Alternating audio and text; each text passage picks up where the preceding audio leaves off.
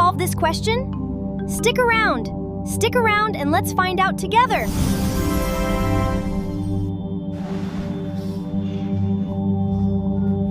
Two circles touch externally. The sum of their areas is 135 square centimeter and the distance between their center is 40. दो circle है, इसलिए मैंने यहाँ पर दो सर्कल बना दिया है और कहता है कि वो दोनों बाहर से सिर्फ टच मैंने कर दिया और कहता है कि इनका एरिया और इनका एरिया जब जोड़ेंगे तो दोनों का सम मेरा कितना है, सम ऑफ 135 स्क्वायर सेंटीमीटर। ठीक है, तो कहता है और क्या कहता है, and the distance between their centre is, दोनों का सेंटर, मान लीजिए सेंटर, दोनों का जो सेंटर है का डिस्टेंस है वो 14 सेंटीमीटर, यानी ये लाइन का लेंथ जो है वो 14 सेंटीमीटर का लेंथ है। ये ध्यान रहे, इस लाइन का लेंथ का जो है, मान लीजिए इस सेंटर का नाम हम यहाँ पे दे देते हैं ए और बी, ये भी, तो इस लाइन का क्या लेंथ हो गया, 14 सेंटीमीटर। ठीक है, तो यहाँ पर दिख रहा है कि ये रेडियस है, ये रेडियस, एक बस याद रहे कि हमेशा जो बड़ा वाला सर्कल होगा उसको कैपिटल आर ले लीजिए और छोटा वाला जो होगा उसको स्मॉल आर। हमको फाइंड भी करना है रेडी मतलब होता है रेडियस, मतलब एक रेडियस, और रेडी मतलब ढेर सारा रेडियस। यहाँ पर दो एक से ज्यादा है, इसलिए रेडी लिखा है, फाइंड द रेडी। अब हम क्या करेंगे, सबसे पहले ध्यान देंगे यहाँ ए बी, ये जो इस पॉइंट पे जो टच है, इस पॉइंट को हम मान लेंगे O। ठीक है, चलिए अब माने जाए कि जैसे कि अगर A B equal to A O plus O B, A O plus O B, वो भी है, यानी ए बी का लेंथ जो है वो मेरा 14 सेंटीमीटर है और ए ओ जो हमने माना है वो आर है और ये मेरा स्मॉल आर है। अब यहाँ से करना क्या है, आपको किसी एक आर का वैल्यू निकालना। हम मान लीजिए क्या करते हैं कि स्मॉल आर को उधर 14 minus small R equal to R. ठीक है, हो गया, क्योंकि हाँ इस तरह से ही निकलता है, 14 से घटाएंगे वो आता है। ठीक है, अब यहाँ पर आएंगे अकॉर्डिंग टू क्वेश्चन।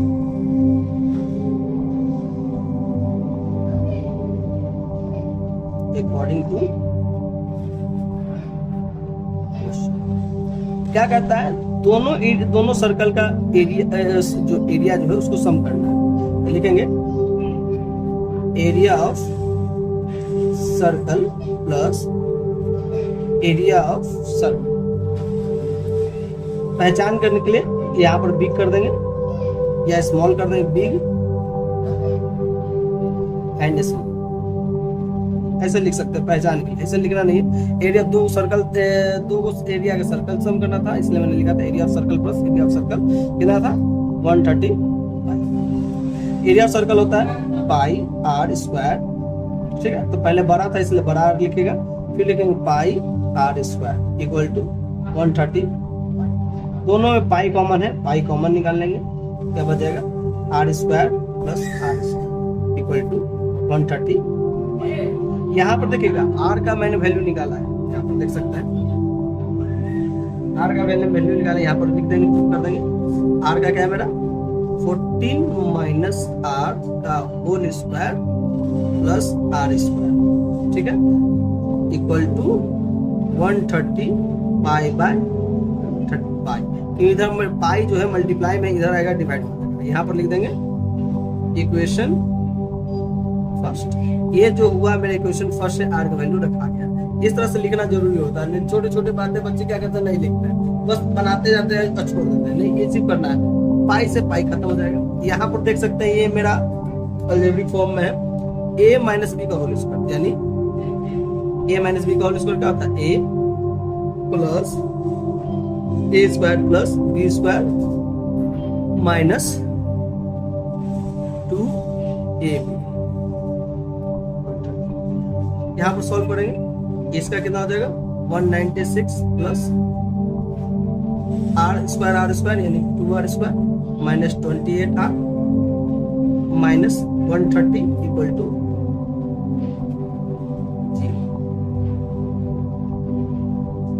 स्क्वायर है इसमें, ठीक है। अब इसको सॉल्व करेंगे, 2r square minus 28r plus 196 minus 130 equal to 0। Solve करिए, पहले इसको दोनों माइनस करते हैं, 2r square minus 28r plus 66 equal to 0। इसमें देख सकते हैं कि दो कॉमन, निकाल लीजिए, r square minus 14r plus 33 equal to 0। ये मल्टीप्लाई में उधर जाएगा, डिवाइड में हो जाएगा, ध्यान रहे, एक एक स्टेप मैंने लिखा है।